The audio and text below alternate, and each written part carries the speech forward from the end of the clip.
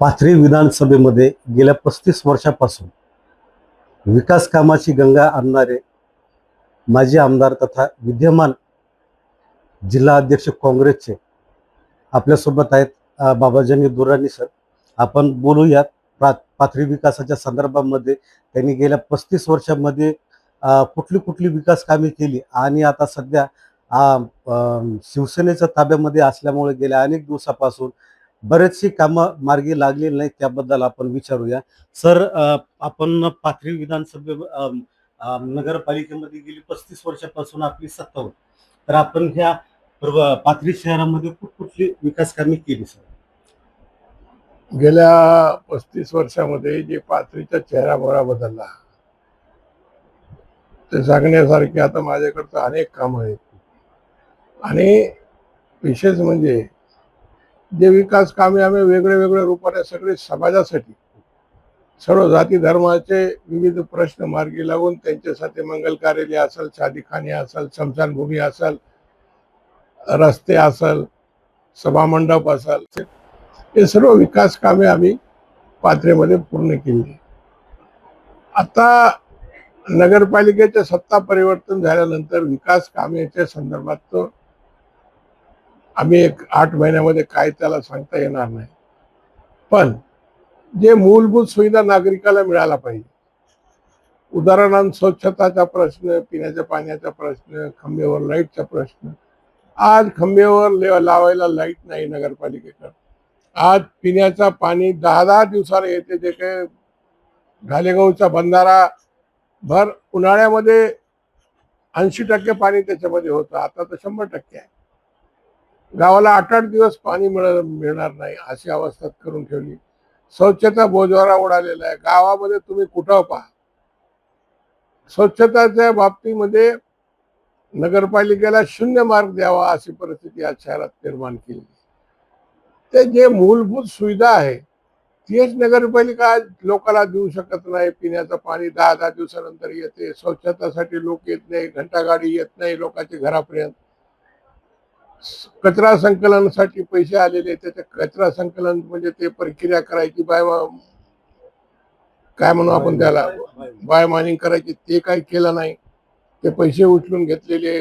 वित्त आयोगाचे 8 कोटी 11 लाख रुपये आलेले, ते पैसे उचलून घेतलेले. त्या ठिकाणी स्वच्छता कर्मचाऱ्याचे आज 8-8 महिने झाले पगार नाही.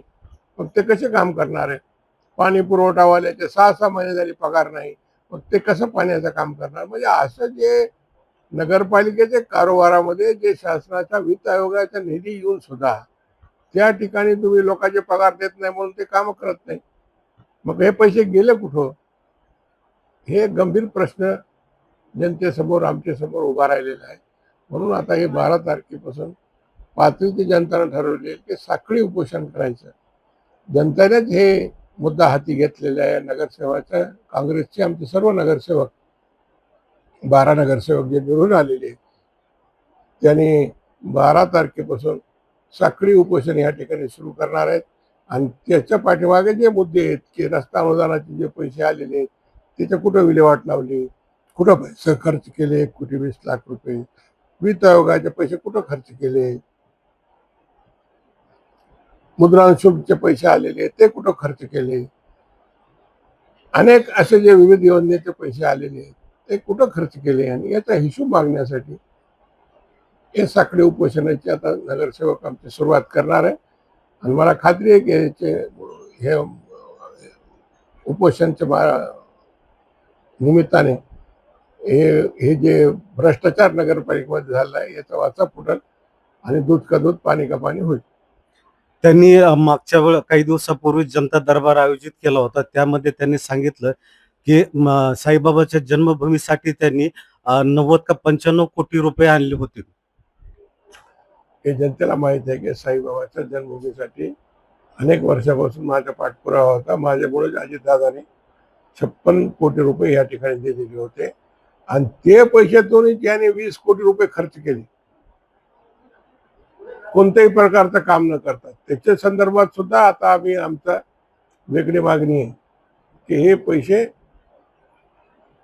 जे वित्त आयोगातून हे पैसे जे आहे प्लॅनिंगमध्ये नियोजनमधले पैसे अजितदादा उपमुख्यमंत्री असताना त्यांनी पैसे दिलेले आहे. तर हे पैसे सुद्धा त्यांनी कुठंतरी गैरमार्गाने खर्च केले, याचं सुद्धा आम्ही पडताळणी करून पाहू. जिल्हाधिकाऱ्याला हे संदर्भामध्ये एक निवेदन दिलेलं आहे. त्यांनी अद्यापर्यंत त्याच्यावर उत्तर या ठिकाणी दिलेलं नाही. तर हे पैसे बी कुठं खर्च केले याची सुद्धा माहिती आम्ही घेण्याचा प्रयत्न करणार आहोत.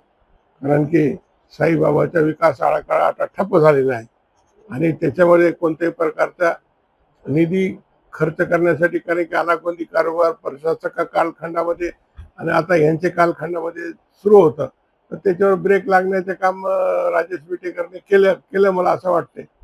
तर ते पैशाला कुठंतरी पैसे न खर्च करण्यासाठी त्याने बंदी आणलेली असं माझ्या कानावर आलेलं आहे. प्रत्येक वेळेला इथलं जे आता स्थानिक स्वराज्य संस्थेवर जे विद्यमान आमदार निवडून आलेले आहेत, ते प्रत्येक वेळेला म्हणतात की मला विकास कामामध्ये अडथळा तुम्ही आणतायत म्हणून. ते विकास का कोणता विकास काम करायला अडथळा? आता आमचं म्हणणं जे मूलभूत सुविधा आहे तेच गावात पुरू शकत नाही तर विकास काय करणार? जे स्वच्छता नाही, पाणी नाही, लाईट नाही, हे मूलभूत सुविधासाठी जे आलेला निधी आहे हे उचलून याने कुठंतरी गैरमार्गाने खर्च केलेला आहे. तर विकास कोणता करणार आहे? आता 300 बेडचं हॉस्पिटल त्यांनी सांगितलं होतं. आता आम्ही वाट पाहतो कुठं 300 बेडचं हॉस्पिटल हे करणार आहे. अनेक असं लबाड गोष्टी त्याने आपल्या भाषणामध्ये सांगितलेले, ते सगळे एक एक एक एक आम्ही आम्हाला विचारू द्यायला की 300 बेडचं हॉस्पिटल केव्हा होणार आहे, तुम्ही गावामध्ये गार्डन केव्हा करणार आहेत, कोणत्या जागेवर गार्डन उभा राहणार आहेत, किती पैसे त्यासाठी आला, अनेक मुद्दे की असा अपप्रचार करून त्यांनी पैशाचा आमिष दाखवून मोठ्या प्रमाणावर निधीचा वापर करून हे पाथरीची जनता जे आहे, पहिल्यांदा जनतेने तरी 12 नगरसेवक आमचे ह्या ठिकाणी निवडून आले, पण मग आता जनता विचार करते स्वतः की आम्ही मोठं चूक केली यांच्या हातामध्ये कारभार देऊन. परत त्यांनी दुसरा एक मुद्दा सांगितला की पाथरी शहरामध्ये 500 महारांची घरे जी आहेत ती मंजूर करून आणलीत म्हणून. आम्ही तर 3,000 घरकुल दिले. किती दिले? 3,000 घरकुल. मराठवाड्यामध्ये पहिलं आमचं नगरपालिका आहे जे की प्रधानमंत्री आवास योजनेचे घर, रमाईचे घर आम्ही दिलेले. आता आणले असेल तर ठीक आहे, त्याचं स्वागतच करू. काम करायलाच पाहिजे. प्रत्येक वेळेला आपल्याला घराणेशाहीवर सुद्धा आरोप केला जातो, पण आज पाहिलं तर आज त्या भाऊ त्यांचे नगर परिषदेमध्ये नगराध्यक्ष आहेत. एक भाऊ आता जिल्हा मध्यवर्ती बँकेवर संचालक झालेत आणि ते सुद्धा आता संचालक देखील आहेत आणि आमदार सुद्धा आहेत. आता ती घराणेशाही असं आहे असं आपल्याला वाटत नाही. घराणेशाहीला आम्ही कधी खतपाणी घातलेलं नाही. घराणेशाहीमध्ये मी आता नगराध्यक्ष, मी स्वतः नगराध्यक्ष होतो. माझ्यानंतर जमील अन्सारीला मी नगराध्यक्ष केलं, बोरेला नगराध्यक्ष केलं, बँकेचा संचालक मी दत्ता मायजळला या ठिकाणी मागच्या टर्ममध्ये निवडून आले, आता पण निवडून आले. असा मी घराणेशाहीचा, माझे काही वडील वगैरे आमदार नव्हते. मी आपल्या कर्तृत्वावर विधानसभेवर, विधान परिषदेवर आणि कार्यकर्त्याला मोठमोठे पदावर बसविलं.